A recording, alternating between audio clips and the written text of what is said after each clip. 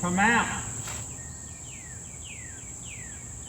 Don't you know, people were astonished when they heard Jesus saying those words that day. And they were amazed when they actually saw Lazarus walk out of the tomb. I have a plant, and I call him Lazarus. Let me tell you why. It looked like there was no life in him at all, just a bunch of dried up old stems and some weeds, and there's nothing I could do with him. And then we had to go to Houston to take care of my cancer, and we stayed down there several weeks.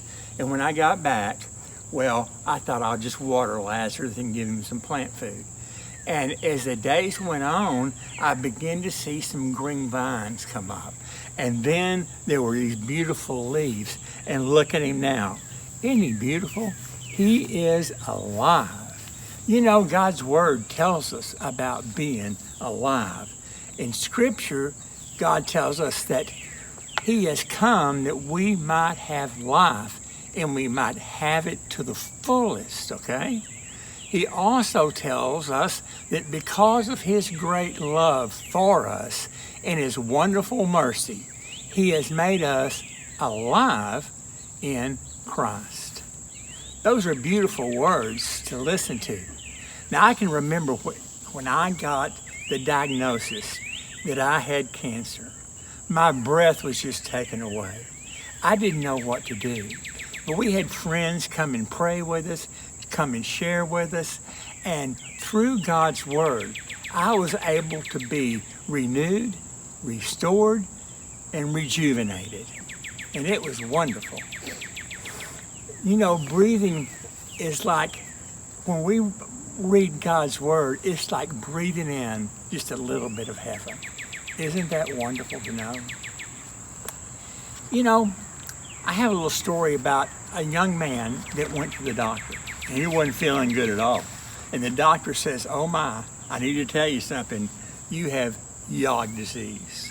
What you've done is you have placed yourself, others, and Jesus in your life, and that's why you're so sick. If you'll turn things around, you can have true joy. Put Jesus first, then put others, and then put yourself last." You remember when you were growing up and you had that sweetheart and you would call her on the phone? I do.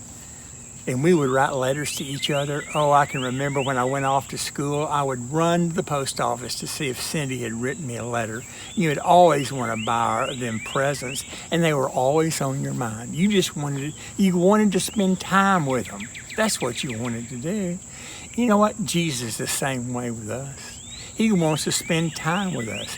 He wants to talk with us. He's written us beautiful love letters. I want you to take advantage of that. I wish you'd just leave me a word in the comment section of just how you communicated with your sweetheart back in the day.